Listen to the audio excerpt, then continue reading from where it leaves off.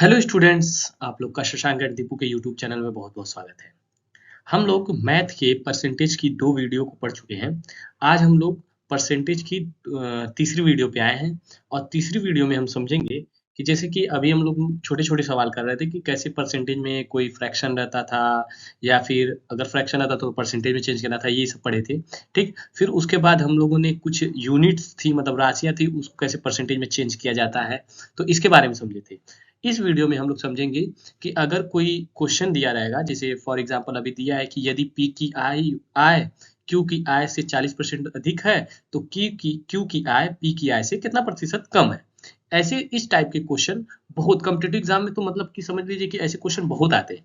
ठीक, तो एक एक करके हम लोग समझते चलेंगे। ठीक, तो सबसे पहले स्टार्ट करते हैं। अब देखिए, अब जैसे कि आइए यहाँ पे देखिए, पी की आय तो हम लिखेंगे पी की आय, जैसे मैं बता रहा हूँ बस वैसे समझते चलिएगा। पी की आय और इधर लिख लीजिए क्यू की आय। ठीक, लिख लिया मैंने सिंपली। हमने लिखा पी की आय और इस साइड लिखा क्यू की आय। अब देखिए क्या कह रहा है, पी की आय क्यू की आय से 40% अधिक है। तो अब देखिए, क्यू की आय अगर मैं 100% मांगूंगा तो क्यू की आय कितनी हो जाएगी, 140%। होपफुली समझ में आया है। देखिए, पी की आय, पी की जो आय है वो क्यू से 40% अधिक है। तो अगर पी की 100 है तो क्यू की 140 है। अब जैसे मान लीजिए मैं कहता कि मेरे पास आपसे 40 रुपया अधिक है, मेरे पास आपसे 40 रुपया अधिक है, तो आपके पास 100 रुपया रहता है, मेरे पास 140 तभी होता है। तो वही चीज सेम कहा है। अब देखिए, अब जितना कहेगा, अब देखिए कितना अधिक है, तो मैं लिखा कि 40% अधिक है।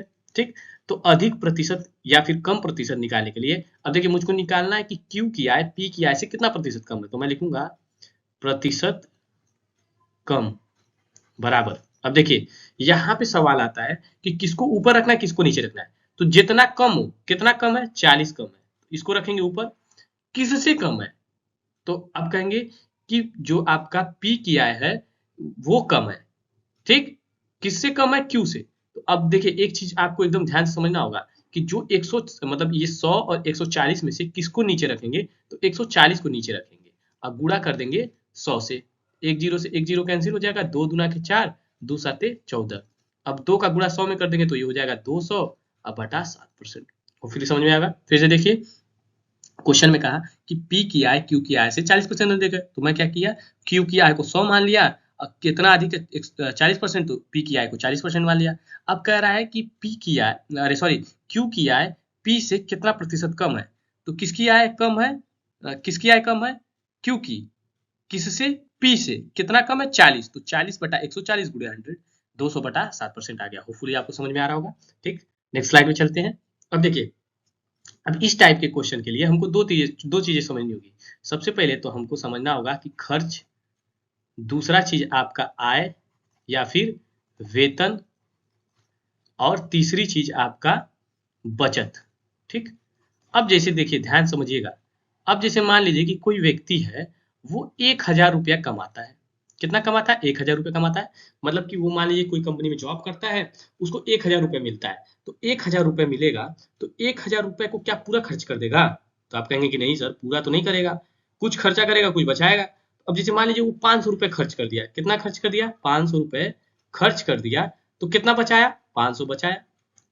यही ना होगा, फुली आपको समझ में आ रहा होगा। मतलब कोई व्यक्ति है, वो 1000 रुपये कमाता है, जिसमें से 500 खर्च कर देता है, तो 500 बच जाएगा। तो अगर मैं कहूं कि आय, आय मतलब कि वेतन बराबर खर्च, खर्च प्लस बचत, तो क्या गलत होगा, नहीं गलत होगा, बिल्कुल गलत नहीं होगा। ध्यान समझिए। अब जैसे मान लीजिए कि आपको कोई कह दिया कि एक राम नाम का व्यक्ति है, वो कमाता है 500 रुपये, कितना कमाता है, 500 रुपये, खर्च करता है 250 रुपये, तो कितना बचत किया। अब हम क्या करेंगे, लिख देंगे बचत, कितना बचत किया, बचत लिखेंगे तो 250 इधर भेजेंगे, तो 500 माइनस 250 कर देंगे, तो आपका बचत कितना आ जाएगा, 250 आ जाएगा, मतलब 250 आ जाएगा, बचत 250 आ जाएगा। होपफुली समझ में आया होगा। तो अगर कोई आपसे पूछे, ये फार्मूला आपको एकदम याद होना चाहिए कि आय बराबर आपका खर्च प्लस बचत। होपफुली समझ में आया होगा। अब हम लोग सीधे क्वेश्चन पे आते हैं। अब इतना मुझको समझाना जरूरी था, तो इस वजह से मैं आप लोगों को समझा दिया। ठीक, इसको थोड़ा सा इरेज कर लेते हैं, फिर हम क्वेश्चन पे आते हैं कि क्वेश्चन कहना क्या चाहता है। ठीक ना। मजा आ रहा होगा आप लोगों को। अगर आप लोग पढ़ने वाले स्टूडेंट होंगे तो बहुत मजा आएगा। ठीक, अब देखिए, राकेश अपने वेतन का 52% खर्च कर देता है। ठीक, कितना खर्च कर देता है? 52, 52, 52% खर्च कर देता है। तो बचत कितना कर रहा होगा? बचत कितना करेगा? अब 52 खर्च खर्च कर देता है तो 48% बचत करेगा, क्योंकि आय जो होगी वो तो 100% होगी ना। आय तो 100% होगी, आय 100% होगी। 100% में से 52% खर्च कर देता है, बचाया कितना? 48%। यदि उसने 4,320 रुपए खर्च किए, अरे बचत की, सॉरी बचत की, तो जो बचत किया, अब देख ध्यान से देखिए, अगर कोई चीज परसेंटेज में दी रहती, मतलब ये परसेंटेज में दी थी कि बचत परसेंटेज में, और उसका एक चीज, एक हिस्सा आपको रुपए में दे दिया, तो हम लिखेंगे कि 48%, 48% इक्वल 4,320 रुपीज। ठीक, तो 1% की वैल्यू आ जाएगी 4320 अपॉन 48। अभी हम पिछली वीडियो में हम 1% की वैल्यू निकालना सीखे थे, ये निकल गई 1% की वैल्यू। अच्छा, वो कह रहा है कि प्रति माह कितना वेतन पाता है, मतलब कि आय कितना कमाता है, तो 100% की वैल्यू लिखेंगे हम 100 इंटू 1%, 100 इंटू 1%, तो 101% की वैल्यू अभी निकाले 4320 अपॉन 48। ठीक, अब देखिए, अब इसको काटते हैं, ये 12×6 = 36, 12×4 = 48, 12×3 = 36, 7 बचेगा, 72 हो जाएगा, 12×6 = 72 और जीरो। ठीक, 4×8 = 32, 4×9 = 36, 90 बार कट गया, 90 का गुणा 100 में कर देंगे तो 9,000 रुपए। ठीक, 9,000 रुपए आपका क्या आ जाएगा? आपका वेतन आ जाएगा, मतलब आय आ जाएगा। तो अगर कोई व्यक्ति है, वो 9,000 कमाता है, 9,000 कमाता है, जिसमें से बचत करता है आपका 4,320 रुपए, अगर इसको माइनस कर देंगे तो आपका खर्च भी आ जाएगा जीरो। 10 में से 8 जाएगा, अरे सॉरी, 10 में से 2 जाएगा तो 8, और ये 9, 3 7 जाएगा 7, और ये आपका हो जाएगा 8 में से 4 जाएगा 4। तो 4,780 रुपए अगर खर्च भी निकालना रहता तो हम यहाँ से खर्च भी निकाल सकते थे। वो पूरी समझ में आ रहा होगा। ठीक, कोई दिक्कत नहीं? दिक्कत हमने क्या किया, हमने क्या किया कि आपका कोई व्यक्ति है राकेश नाम का, वो 52% खर्च करता है। कितना खर्च करता है? 52% खर्च करता है और बाकी बचाता है। तो मैं लिख दिया खर्च आपका 52%, बचाता कितना है? 48। ठीक, क्योंकि जाहिर सी बात है, अगर 100 रुपए कोई कमाता है, 52 रुपए खर्च कर देता है, तो 48 बचाएगा। 48 की वैल्यू आपको दे दी थी कि वहां पे देखिए, यहाँ पे आपका वैल्यू दे दिया था आपका, कि जो बचत कर रहा था वो 4,320 रुपए, तो मैं उसको कर दिया 4,320 रुपए, 1% की वैल्यू निकाल लिया। अब 1% की जब वैल्यू निकाल लिया तो 100% की वैल्यू आपका निकल जाएगी। होपफुली समझ में आएगा। अब इससे भी हम अपनी 52% की वैल्यू निकाल सकते थे, और यहाँ पे भी घटा के भी निकाल ली, कोई दिक्कत नहीं, कोई दिक्कत होनी भी नहीं चाहिए। ठीक, आगे चलते हैं। अब देखिए, अब यहाँ पे एक क्वेश्चन आया कि एक मशीन का मूल्य 20% हासिल हो रहा है, 20% घट रहा है, यदि इसकी कीमत 1,25,000 रुपए है तो 2 वर्ष बाद मशीन का मूल्य। ठीक, कोई कोई मशीन है, ठीक, कोई मशीन है, उसकी इस समय कीमत, मतलब कि वर्तमान कीमत, कीमत मतलब होता है कि मतलब कितना उसकी वैल्यू है। ठीक, 1,25,000। अब जैसे मान लीजिए कि आप सामान खरीदने गए, जैसे मान लीजिए कि आप ये मोबाइल खरीदने गए। ठीक, इस मोबाइल को खरीदने जाएंगे तो ये मोबाइल अभी जैसे मान लीजिए प्रेजेंट टाइम में ये 10,000 की, मान लीजिए कि आज से 4 साल पहले 10,000 की खरीदा था मैं, तो क्या अगर इसको 10,000 में खरीदा था तो इसकी कीमत 2 साल बाद भी 10,000 रहेगी? नहीं ना, क्योंकि इसकी वैल्यू घटेगी। वैल्यू क्या होती है? घटती है। जैसे इलेक्ट्रॉनिक सामान जो होती है उसकी वैल्यू हमेशा घटती है। अगर जैसे मान लीजिए आप बाइक खरीदें, ठीक, आप बाइक खरीदें 1,00,000 रुपए की, अब उसको 4 साल बाद बेचेंगे तो वो 20 से 30 हजार में ही बिकेगा, या फिर उससे भी कम भी बिक सकता है, या फिर उससे थोड़ा सा ज्यादा, लेकिन वो घट के ही बिकेगा। ऐसा नहीं कि 1,00,000 की बाइक खरीदे 4 साल बाद बेचेंगे तो 4,00,000 की बिक जाएगी, ऐसा पॉसिबल ही नहीं है। तो कोई मशीन है, वो 20% हासिल हो रही है, मतलब उसका 20% कम घट रहा है। हासिल मतलब, अगर हासिल को मैं बोलना चाहूँ तो हासिल का मतलब होता है कम होना। ठीक, तो कोई मशीन है, उसकी कीमत है 1,25,000, अब वो घटेगी, 20% घटेगी। तो अब जैसे मान लीजिए ये कीमत दिया है कि एग्जैक्ट कीमत दिया है, मैं क्या करता हूँ कि माना माना मशीन की कीमत कितनी है? 100, मैं मान लिया, ये वर्तमान कीमत को छोड़ दीजिए, अब मान लीजिए कि 100 थी। अब 100 का अगर 20% निकालेंगे, तो मैं वैसे ही बताया था कि 100 का 20% 20 ही होगा, तो 20% घट गई, तो अब कितना हो गई कीमत? 80 हो गई। ठीक, 80 रुपए हो गई। नहीं समझ में आया? ध्यान समझिए, कोई मशीन थी, 100 रुपए उसकी कीमत थी, अब वो 20% घट गया, तो 20% घट गया तो 80 रुपए हो गई। अब 80% का भी 20 घटेगा, क्योंकि पर साल घट रहा है ना, ये मैं एक साल घटाया, दूसरे साल फिर घटेगी, तो 80 का फिर 20% निकालेंगे, 80 का फिर 20% निकालेंगे, तो 8 दूना के 16 आएगा, कितना आएगा 16। तो फिर 80 में से 16 माइनस कर देंगे तो कितना आ जाएगा, 10 में से 6 गया, 10 में से 6 गया 4, और 8 ये 7 हो जाएगा, 7 में से 1 गया 6, 64 रुपए। फिर से समझिए, एक बार और मैं आपको समझा देता हूँ। देखिए, कोई मशीन थी, मैं मान लिया कि मतलब ये वाली मशीन ही को मैं मान लिया कि उसकी कीमत 100 रुपए थी। अब 100 रुपए से उसकी 20% कीमत घटी, 20% कम हुई, तो 20% कम हुई तो 100 में से 20 घटा देंगे तो 80 आ जाएगा। अब 80 से फिर 20%, क्योंकि पर ईयर 20% घट रहा है, तो फिर 80 से 20% घटाएंगे तो कितना आ गया, 16 रुपए और घट गया। तो 80 से 16 घटाए तो 64, मतलब कि अब जो कीमत है वो 64 रुपए है। ठीक, तो अगर कोई मतलब इस समय कीमत, इसको मैं वर्तमान की जगह इस समय कीमत लिख देता हूं, इस समय कीमत, कोई दिक्कत नहीं, वैसे वर्तमान भी लिख सकते हैं। ठीक, तो अब कोई मशीन थी, उसकी कीमत कितनी थी, 1200, अरे 1,25,000, मैं माना वो 100 रुपया, तो मैं इसको 100 को बराबर कर दूंगा 1,25,000 के। जब हम लोग प्रॉफिट लॉस पढ़ेंगे तो इसी तरीके से क्वेश्चन लगाएंगे, 2 जीरो से 2 जीरो कट गया, 2 जीरो से 2 जीरो कट गया, तो 1 के बराबर आ गया 1250। ठीक, और ये हम लोग कितना माने थे, 64 रुपए, 64 यही ना माने थे। तो 64 का वैल्यू कितना हो जाएगा, तो 64 गुणे 1250। ठीक, अब इसका गुणा करिए, मैं इसे गुणा कर देता हूँ, 1250 इंटू 64, 400, 5 को 20 को जीरो, हाथ में लगा 2, 4 दूना के 8, 2 10 को जीरो, हाथ में लगा 1, 4 1 4 1 5, 6 जीरो जीरो, 6 5 30 को जीरो, हाथ में लगा 3, 6 दूना के 12 3 15 को 5, हाथ में लगा 1, 6 1 7। ठीक, 0 0 0 5 5 10 को जीरो, हाथ में लगा 1, 7 1 8, तो कितना कीमत आ गया, 80,000 कीमत आ गया। अब यहाँ पे एक, अगर इस क्वेश्चन को एक से दो बार अगर रिवाइंड करके देखेंगे तभी समझ में आएगा, नहीं तो फिर कंफ्यूजन बना रहेगा। ठीक, होपफुली आपको समझ में आया होगा। ठीक, नेक्स्ट स्लाइड पे चलते हैं। अब देखिए, इस टाइप के क्वेश्चन बहुत पूछे जाते हैं, मतलब कॉम्पिटिटिव एग्जाम का ये फेवरेट क्वेश्चन है।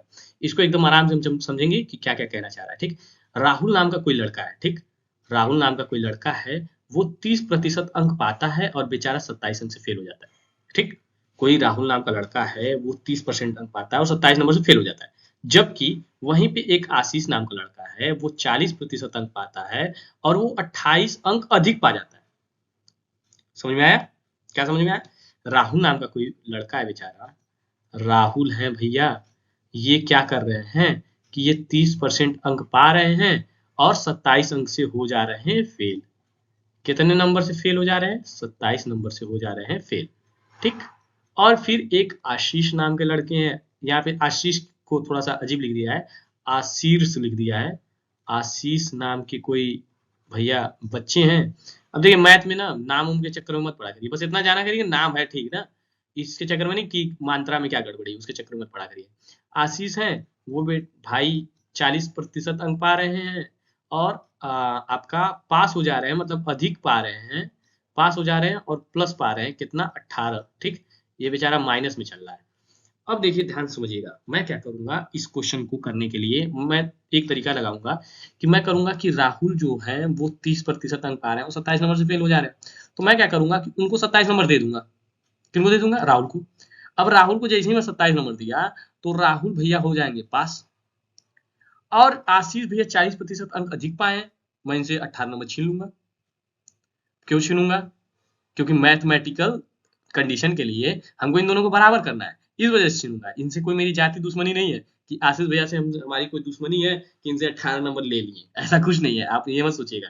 तो हम क्या करेंगे कि राहुल भैया हैं, तो राहुल को इसको मैं थोड़ा मिटा देता हूँ, मुझको क्योंकि 1% की वैल्यू चाहिए, इस वजह से मैं सारा खेल कर रहा हूँ।